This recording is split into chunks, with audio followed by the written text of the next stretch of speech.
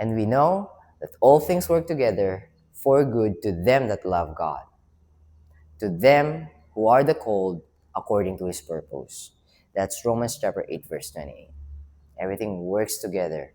Good or bad, it will work for good to them that love God. So if we love God, those who profess that they love God, everything will work together. Because Christ is in them. The Holy Spirit is guiding them. Everything will work. Sometimes we will fall short. It's okay. The Holy Spirit will lift us up. Will not condemn us, but will convict us to not follow your own understanding, JB. Why not try to follow me? Let me lead you. All right.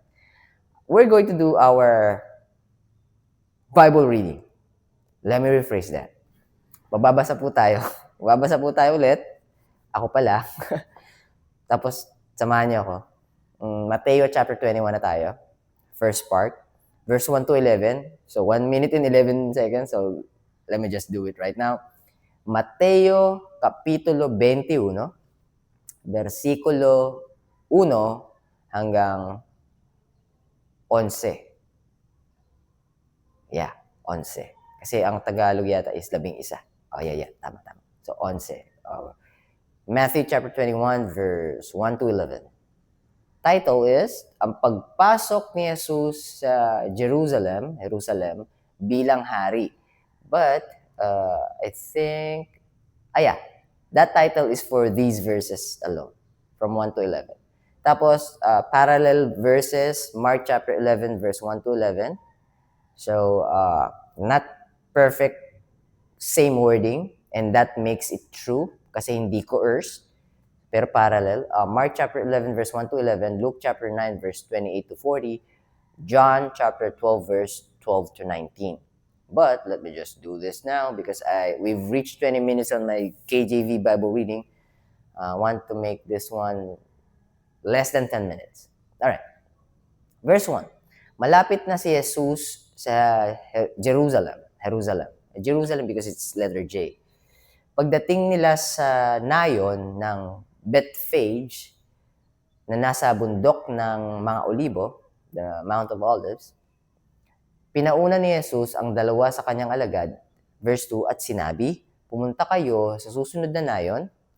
Pagpasok nyo roon, makikita nyo ang isang asno, donkey, na nakatali, kasama ang anak nito. Kalagan ninyo ang mga ito at dalhin dito sa akin. 3. Kapag may sumita sa inyo, sabihin ninyo kailangan ng Panginoon at hahayaan na niya kayo. 4. Nangyari ito para matupad ang sinabi ng propeta. Sabihin ninyo sa mga taga-Zion, makinig kayo, paparating na ang inyong hari, mapagpakumbaba siya at darating na nakasakay sa asno, sa isang bisirong asno. This donkey, or yung anak yata ng donkey to Bisiro, I'm not pretty sure so the word na bisirong asno, if it's talking about the son or the child of the donkey. But definitely, the donkey that our Lord Jesus Christ that has been, that he rode, tama ba yun? He rode. Sige na, Tagalogin ko na yan. Kasi i-research ko pa yun. Na sinakyan niya ay haven't been ride upon. Hindi pa nasakyan. Palagi ko, long grammar pa ako dun. Anyways, 6. Lumakad ang mga alagad at ginawa ang inutos ni Jesus. 7. Dinala nila, tongue twister siya. Dinala nila ang asno at ang anak nito kay Jesus. So there you go. Sinapian nila ang mga, Sinapinan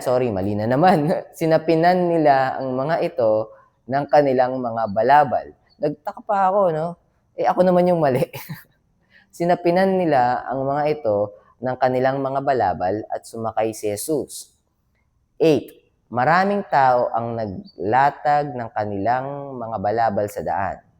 Ang iba naman ay pumutol ng mga sanga ng kahoy at inilatag din sa daan. 9. Ang mga tao sa unahan ni Jesus at ang mga nasa hulihan ay sumisigaw, purihin ang anak ni David. David, tama. Kasi victory. Purihin ang anak ni David. Hosanna to the Son of David. Hosanna to the Son of David. Hosanna to the Son of David. Tapos, continuation po ito. Pinagpala ang dumarating sa ngalan ng Panginoon. Papuri sa Diyos sa kaitaas-taasan. Mali po yung basa ko doon. Papuri sa Diyos sa kaitaasan. 10. Nang pumasok si Jesus sa Jerusalem, nagkagulo ang buong lungsod at nagtanungan ang mga tao, sino ang taong yan? 11. Sumagot ang mga kasama ni Jesus, siya ang propetang si Jesus na taga Nazareth na sakop ng Galilea.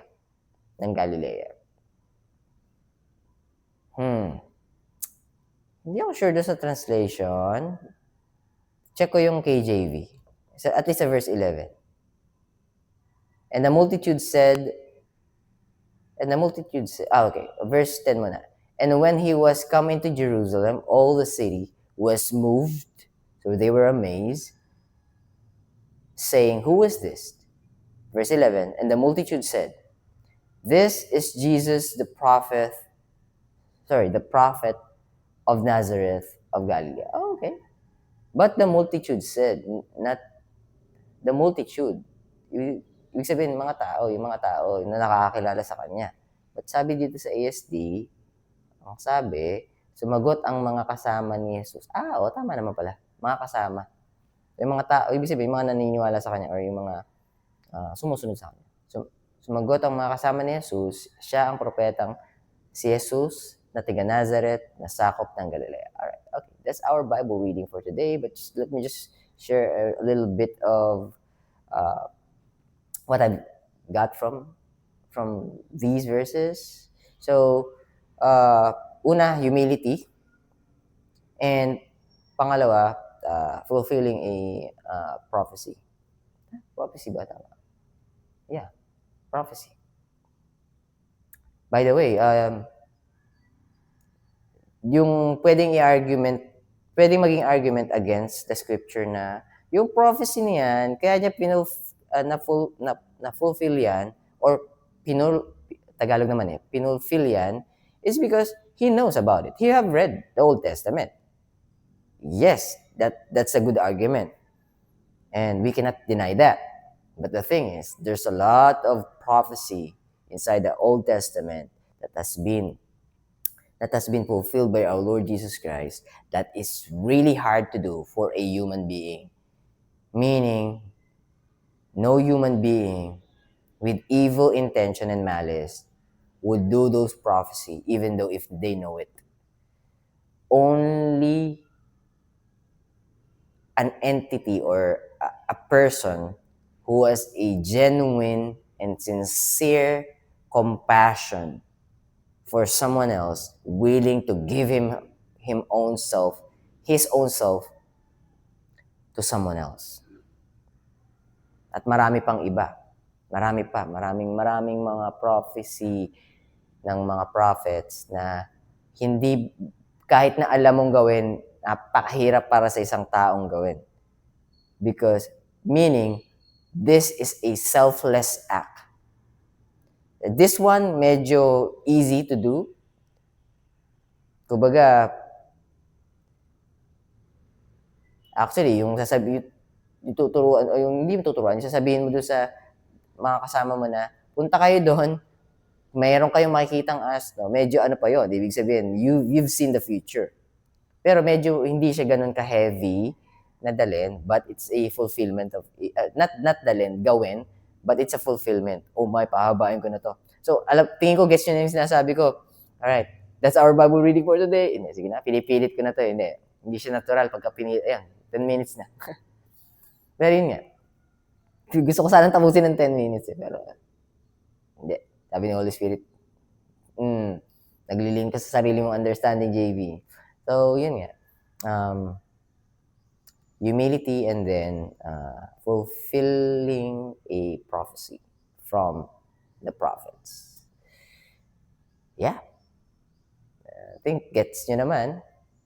Tapos yung pagtawag sa kanya, Hosanna to the Son of David, Hosanna to the highest, papuri sa Diyos sa kaitaasan. And yeah. Medyo marami tayong mababasa dito sa Mateo at nag-iisip ako kung ano sasabihin ko. Kung nag-iisip ako kung ano sasabihin ko, it means the Holy Spirit is telling me, this is it. This is the time. God bless you guys. Keep safe. I'll be seeing you soon. Bye for now.